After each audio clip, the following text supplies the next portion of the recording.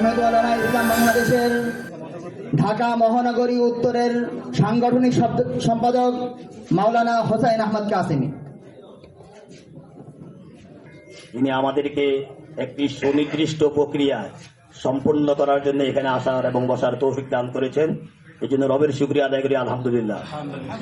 বিষয়টি সকলেই অবগত, তারপরও শ্রদ্ধাভরে স্মরণ করি যেই জোটের মাধ্যমে আমরা জমিয়ত উলামায়ে ইসলাম তাদের সাথে জোটবদ্ধ হয়েছি, ওই জোটকেও আমি আন্তরিক শুভেচ্ছা মোবারকবাদ জানাই।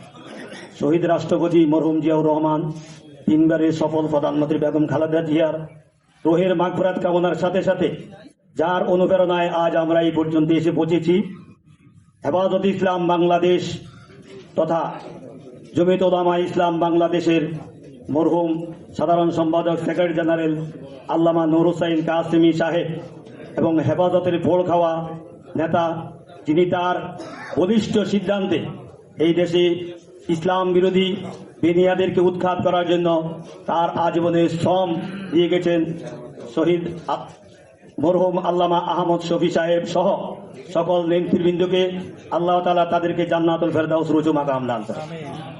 উলামায়ে কেরামদের সামনে কথা বলা অনেক কঠিন বিষয়।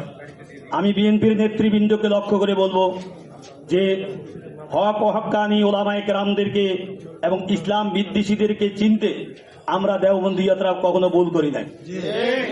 আমরা সে 106 বছর আগেই তারা ইসলামের নামে লেবাসধারী, ইসলামের শত্রু, আমরা অক্ষরে অক্ষরে আঙ্গুল দিয়ে দেখাইবার চেষ্টা করেছি, কিন্তু বারবারই রাজনৈতিক লোভ এবং হিংসায় এবং অতি তাড়াতাড়ি ইসলামকে ব্যবহার করে ক্ষমতার মস্তক দখল করার জন্য সব দলই বিভ্রান্তকর ইসলামী দলকে ব্যবহার করেছে। আমি বিএনপির নেতৃবৃন্দকে বলবো, আপনাদের শুভবুদ্ধি উদয় হয়েছে, আল্লাহ তাআলা আপনাদেরকে এখানে থাকার তৌফিক দান করো। অতীতে যারা আপনাদেরকে বিভ্রান্ত করেছে, আওয়ামী লীগকেও বিভ্রান্ত করেছে ইসলামের নামে, ওই সব দল থেকে আপনাদেরকে একেবারেই পরিপূর্ণভাবে সরে এসে সঠিক উলামায়ে কেরামদের রাহনুমাইতে চলতে হবে। উলামায়ে কেরাম ক্ষমতায় আসবে কি আসবে না সেটা আল্লাহ তাআলার হাতেই ন্যস্ত করলাম। আল্লাহ যদি ভালো মনে করেন উলামায়ে কেরামের নেতৃত্বে এই দেশে একদিন ইসলামী রাষ্ট্র কায়েম হইতেও পারে, কিন্তু বর্তমান অবস্থায় আমরা দেখে শুনে জমিয়ত উলামায়ে ইসলাম তখন তথা দারুল উলুম দেওবন্দের আমরা যারা অনুসারী, আমরা উপলব্ধি করলাম বর্তমান অবস্থায় বিএনপির হাতে এই দেশটা নিরাপদ। সেই লক্ষ্যে আমাদের আশা, নাকি আপনারা কি বলেন? আমরা যদি সেই লক্ষ্যে এসেছি, আমাদের ক্ষমতার বড় মসনদ দরকার নেই, যাতে নবী রাসূলদের বিরুদ্ধে কোনো আইন এনেছে না হয়।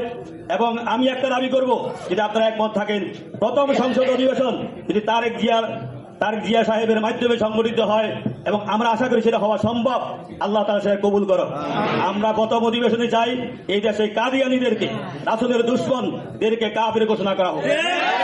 আমাদের লম্বা চড়া দাবি নাই, আমাদের একটাই দাবি, নবীর পরে নবী নাই, সংসদে আইন চাই।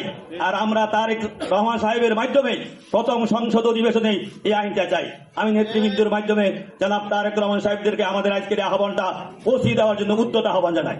আরেকটি বিষয় হলো, অতি সুকৌশলে আমাদের দাওয়াত ও তাবলীগকে দুই ভাগ করে যারা দিয়েছেন, ওদেরকে চিহ্নিত করে উলামায়ে কেরামদের হাতে দাওয়াত ও তাবলীগের কাজটাকে পরিপূর্ণভাবে বুঝিয়ে দিয়ে এই দেশের ইসলাম এবং উলামায়ে কেরামদেরকে ইজ্জত রক্ষা করা, এবং আমরা আপনাদেরকে সর্বাত্মক সহযোগিতা করব, এই অঙ্গীকার ব্যক্ত করে আমরা আগামী দিনে বিএনপির নেতৃত্বে একসাথে চলতে চাই।